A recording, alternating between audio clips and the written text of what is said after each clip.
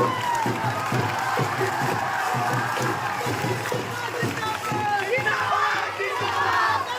आपसे वादा करते हुए एक बार फिर प्रबंधन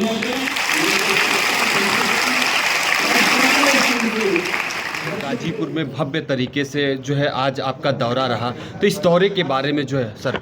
देखिए, दौरे का मूल उद्देश्य तो वीर अब्दुल हमीद जी की आज शहादत दिवस था। उस पर उनके परिवार के लोगों ने, उनके बेटे, उनके पौत्र ने कार्यक्रम मांगा तो मुझे आने का मौका मिला। और फिर गाजीपुर जनपद में पार्टी चूँकि बहुत मजबूत पार्टी है, समाजवादी पार्टी, तो गाजीपुर के साथियों ने इतने कार्यक्रम लगा दिए। तकरीबन सुबह 8:30 बजे से मैं ज़िले में घुसा हूँ और अभी मुझे लग रहा है अगले 1.5-2 घंटे और लगेंगे। इतने सारे कार्यक्रम गाजीपुर के साथियों ने लगातार स्वागत के, सम्मान के, अपने अपने तरीके से कार्यक्रम। बहुत सारे साथियों के पारिवारिक लोगों के बीच भी जाने का मौका मिला। बचाओ MLC साहब की डेथ हुई, उस परिवार में भी जाके शोक संवेदना व्यक्त किया हूँ।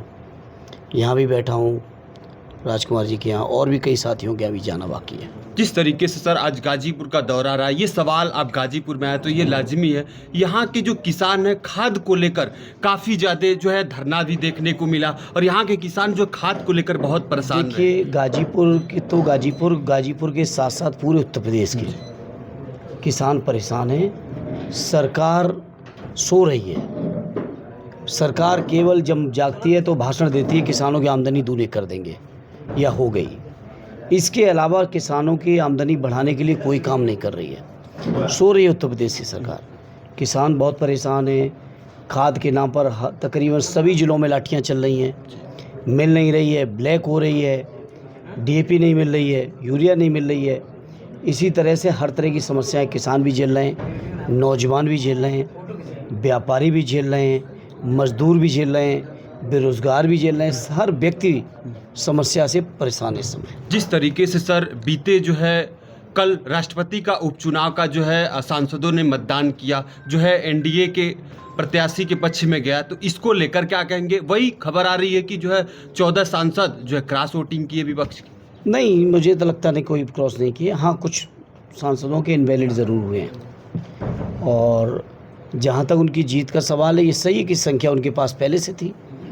लोकसभा में भी उनके पास बहुमत था और राज्यसभा में भी वो ज़्यादा थे, तो जीतना तो था उनका उम्मीदवार।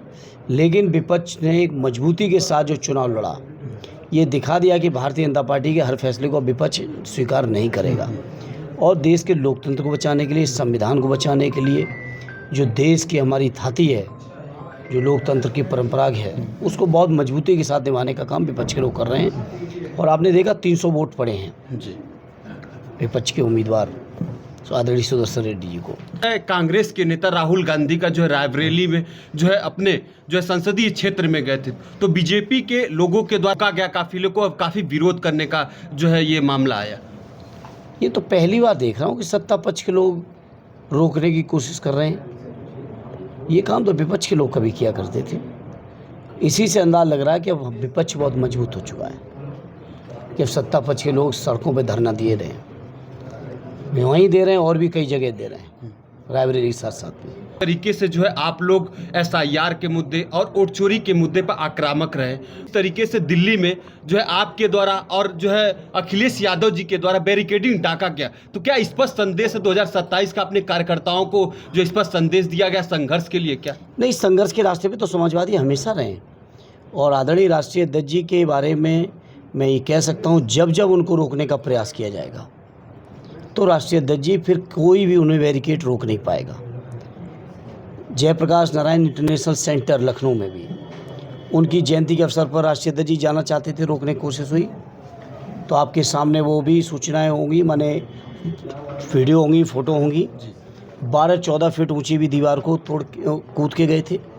या ये बैरिकेड अभी जो दिल्ली में संसद भवन पे रोड पे हुआ, तो जहाँ भी अगर रोका जाएगा। और अन्याय अत्याचार के खिलाफ लड़ाई हम समाजवादी लोग पूरे तन्मयता के साथ दिल से लड़ते हैं।